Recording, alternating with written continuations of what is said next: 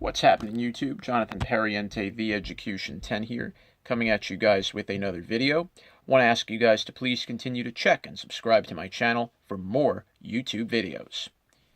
So, long-awaited video is here. The AFC and NFC title game. Everybody saw it. Everybody had their take on it. We had one game that was just an absolute classic.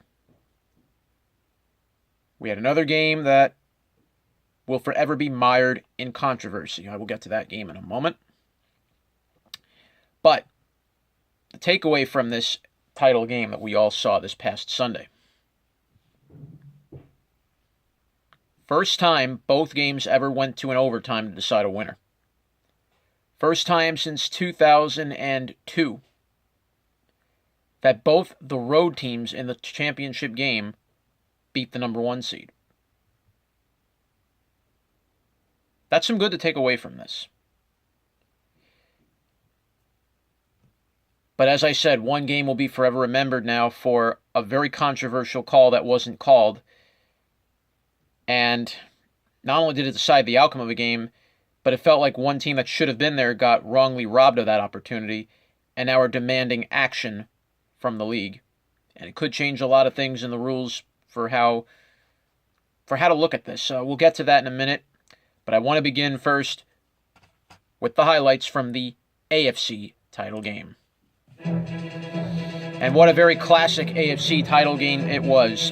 A changing of the guard game. The Patriots and the Kansas City Chiefs squared off at Arrowhead on a very cold Sunday evening. It was Tom Brady, the 41-year-old, longtime veteran of the NFL, against a rookie upstart, well, technically second year, Patrick Mahomes. These two had a grueling slugfest back in Week 6 of the NFL season back at Gillette Stadium, where the Patriots won 43-40. And this game was no different.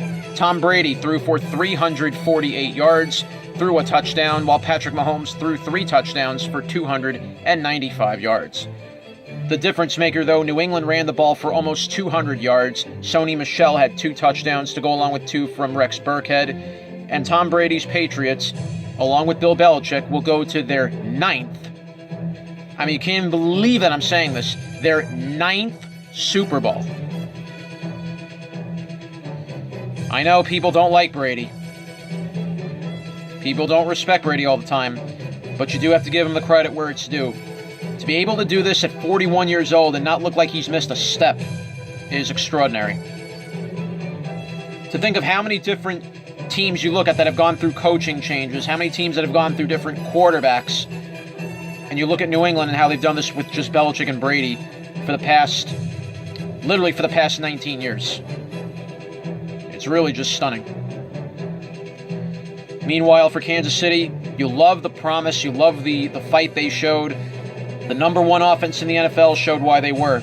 Even though they were trailing most of the game, they had struggled early, they found a way to get themselves back in it. But when it came to the end result, the defense just was not able to stand up to the powerhouse of the New England offense for the whole game. It's just impossible to do so. Kansas City's defense ranked 31st in the NFL, and immediately following the loss, about 2 days after, the Chiefs fired their defensive coordinator, Sutton. So Andy Reid now has to make some tough decisions. Who will be the next defensive coordinator for this Chiefs team? There are a couple names being thrown around right now, one of whom is Steve Spagnuolo. As you remember, of course, led the Giants to 2 Super Bowls with his defense, of course, defeating New England both times to do it. And then, of course, Rex Ryan is being considered for a defensive coordinator job, and I think, hey, listen, Rex Ryan has had some time away from coaching. He's done good as a member of a broadcast crew. He's done a good job, but Rex wants to go back to coaching. I don't see him head coaching anymore, not after what happened with the Bills and the Jets. I think those days of him head coaching are over. But you put him back as one of the defensive minds that he is, I think Kansas City will be in very good hands. So right now, the Patriots will be moving on. their 9th Super Bowl under Bill Belichick. They've won 5 of them with him. The question is now, will they win a 6th Super Bowl in this go? Will they win a 6th ring? We shall see. We shall see. Now we move to the second game, the NFC title game, and it was it was the first game of the title games that took place over the weekend, and it was, shall we say, mired in tremendous controversy, and we will bring that game up right now and give you my thoughts on it. So, what can you really say about this game? Again, it was another classic. It was Jared Goff against the 39-year-old Drew Brees. Another changing of the guard. A veteran quarterback going up against a young quarterback that's still just breaking into the league. Early on, it was a very dominated game by the Saints. They took an early 14-0 lead. But not being able to pull away, the Saints were stopped short, and then the Rams went on a tear to close the gap. But then came the epic fail, the pass interference that wasn't called in the final minute and 40 of the fourth quarter, where Michael Thomas was hit clearly in the head by Roby Coleman when trying to make a catch. It was a helmet-to-helmet collision. And basically you can say to yourself, well, when you saw this play several times over and over again, the fact that no penalty was called, or they didn't even bother to look at it, and the fact that the NFL still hasn't apologized, even had a comment after this play pretty much, except for an apology, it's not good enough. And I want to go to a very important piece here that now Michael Thomas brought this up.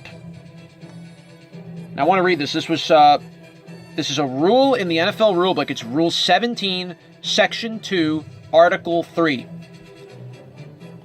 It's called the penalties for unfair acts. And apparently, from what I'm reading here, and I'm going to read the whole rule set right now, the commissioner has the power, in the event of an unfair call, he can restart the game from the point where this happened. Let's read it right now. All right. So this is Section 2. I'm going to pull up this rule right now. Rule 17, Section 2, Article 3. The Commissioner's powers under this Section 2 include the imposition of monetary fines and draft choice forfeiture, suspension of persons involved in unfair acts, and if appropriate, big word here, if appropriate, the reversal of a game's result or the rescheduling of a game either from the beginning or from the point at which the extraordinary act occurred. In all cases, the Commissioner will conduct a full investigation, including the opportunity for hearings, use of game video, and any other procedure the Commissioner deems appropriate. So that means, altogether, if you went back to a minute 49 of when this occurred, if, say, you had given the penalty, the Saints would have had the ball at the Rams 3. Score was still tied at 20. Rams only had a timeout left. And what could the Saints have done? Could have taken a knee a couple times, forced the Rams to burn their timeout, whatever you want to call it. Basically, the Rams would not have had the power to stop the clock and to stop the Saints from winning the game on that drive. That's what would have happened. All you had to do was then just kick a chip shot field goal, and you win the game if you're the Saints 23-20. That's what would have happened if the pass interference had happened. But since it didn't, the Saints, while they did kick the field goal, that left still enough time for the Rams to go the other end, and they kick a field goal on their end, and then they went on to win the game in overtime, 26-23.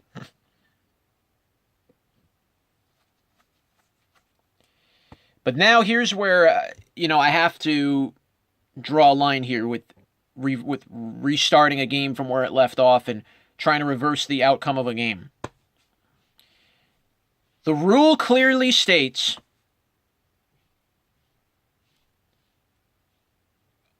when the reversal of a game's result is when an extraordinary act occurred. Now,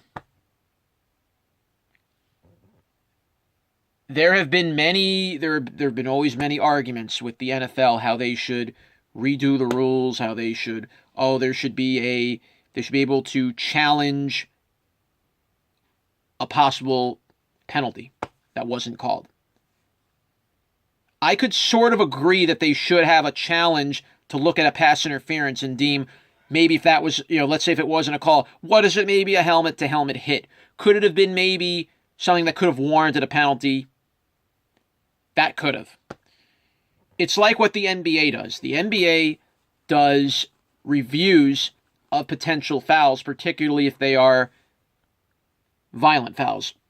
In this case, flagrants. In the act of a very egregious foul, the NBA is allowed to review a flagrant foul, a flagrant one, and they call it either a flagrant 1 or a flagrant 2. If they deem the foul was a very vicious foul, they'll call it a flagrant 2. If it's not they'll call it maybe a flagrant 1, or maybe they'll just keep it and call it a regular foul. The problem, though, now, if you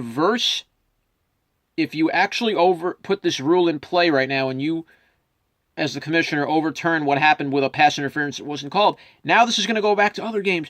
A similar incident happened with the replacement referees. You remember that game with the Packers and the Seahawks? You remember that finish to the game? The Hail Mary throw, and the replacement referees were completely dumbfounded if to call that a touchdown or not. They ended up calling it a touchdown. What happens with that game? What happens with other controversial calls that weren't made? Then we're going to have it's just going to open up a whole Pandora's box of problems. Do I agree, though, that maybe the NFL should think about reviewing pass interference calls, maybe reviewing a helmet-to-helmet hit? I think that's a good idea. Definitely agree with that.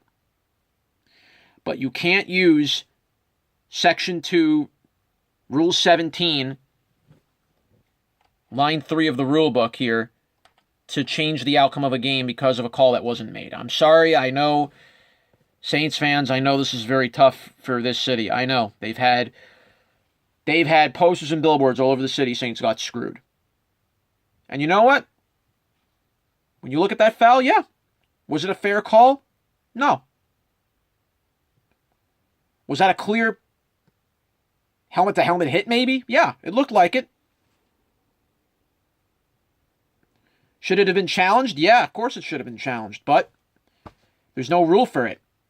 Until maybe now if the NFL decides to look at this over and over again throughout the offseason and change it.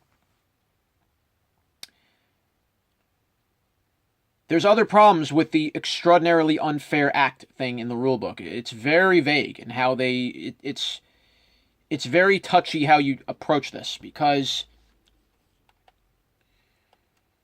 to be able to reverse the outcome of a game, you're not going to be able to do that with a judgmental call. I know there were officials standing there, but it's the referee's judgment. No matter how you slice it, it's the referee's judgment to how that play is called. I'm sorry. Sometimes this can be a rough call on the outcome of a game. It happens. We've seen many of them. Remember the Immaculate Reception? Do you remember the tuck rule? Remember that game?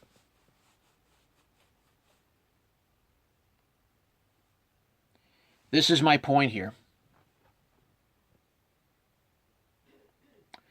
Unless there was a blatant disregard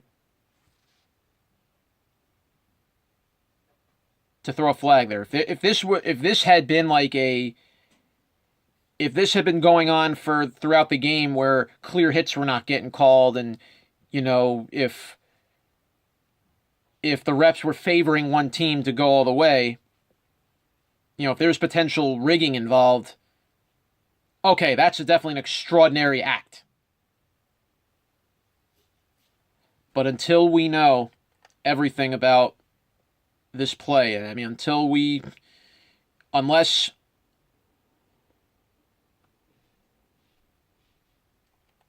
they look at this with more throughout the offseason, I think they just simply need to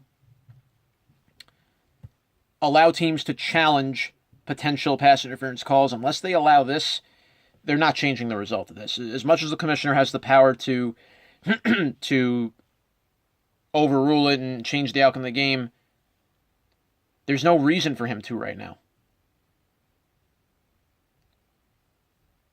The referees made the judgment call to not throw a flag. That's in the end line what it is. Something will change this offseason to make sure that doesn't happen again. Right now, Saints fans are suing the NFL. Companies down in New Orleans, they're suing the NFL for the whole game. They're not going to be able to move on from this for a while. I'll tell you that much.